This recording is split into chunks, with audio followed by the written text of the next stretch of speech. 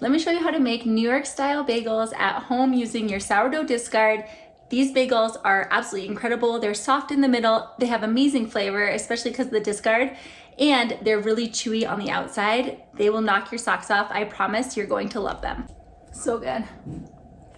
Add your warm water, sugar, yeast, salt, and fed sourdough discard to your mixer.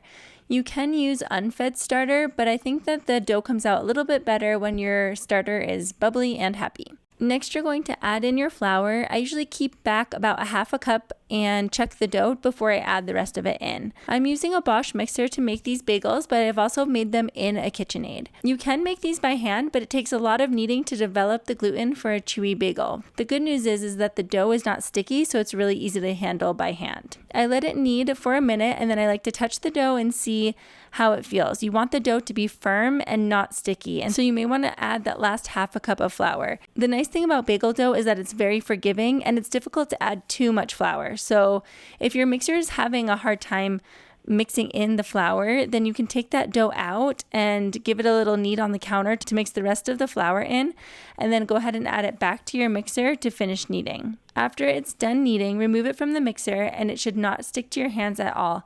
Give it a little knead on the counter and roll it into a ball. The dough should look silky, smooth, but firm. Place it in a bowl and cover it with plastic wrap. Allow the dough to double in size, then remove it from the bowl and use a bench scraper or knife to cut it into 8 equal parts. They will weigh about 160 grams each, but it doesn't need to be exact. In fact, you don't even need to weigh them. If you don't mind them being slightly different sized bagels, then you can just cut them into approximately 8 equal sizes. There are 2 techniques to form the bagels. I prefer the first method, which I'm showing here.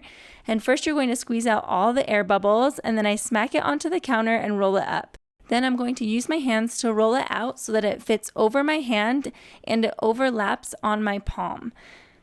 I'm going to take the overlapped portion and place that down on the counter and roll it back and forth until the 2 ends are sealed together.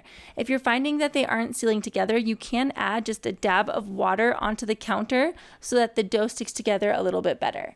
Sometimes you need to give the tips of the ends a little pinch to seal them into the dough. For the second method, I'm also going to remove any air bubbles from the dough, and I'm going to form it into a tight ball by applying a light pressure on my palm. And while I'm rolling it, you can see that I'm using my pinky, ring finger, and middle finger to kind of move the dough underneath as I roll it. If the dough is a little too dry, it may not catch on the counter, and so you can add a little dab of water to the counter to help the dough use friction to make a tight ball. Then use your pointer and thumb to push a hole through the center of the dough and gently spin the dough between your fingers until the hole becomes bigger.